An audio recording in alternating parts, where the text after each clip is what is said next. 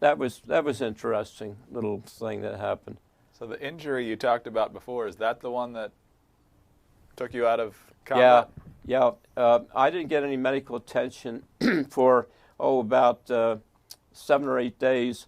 They took us to a hospital in Eindhoven, and it was so filled. They put us outside under a tent, and then they started mortaring the tent area, and guys were getting wounded and killed again. They were just lying there ready to be treated.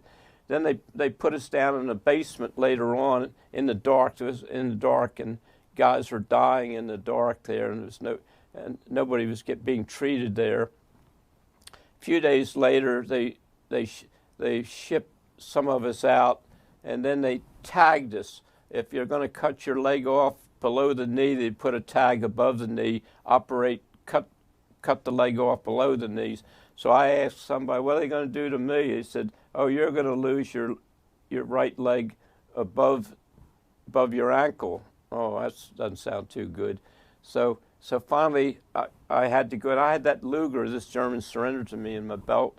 So when I went in there to have my leg cut off, these guys that were working there, and this was in a pretty safe area by this time. This is 7 or 8 days later. Gangrene or something had set in. That's why they wanted to cut it off. It wasn't gangrene, but it was something close to that.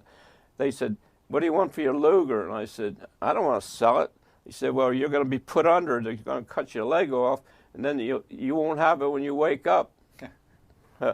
So anyhow, this officer said, "Okay," he said, "Get ready." He said, "I'm going to put you under, and we're going to cut your leg off."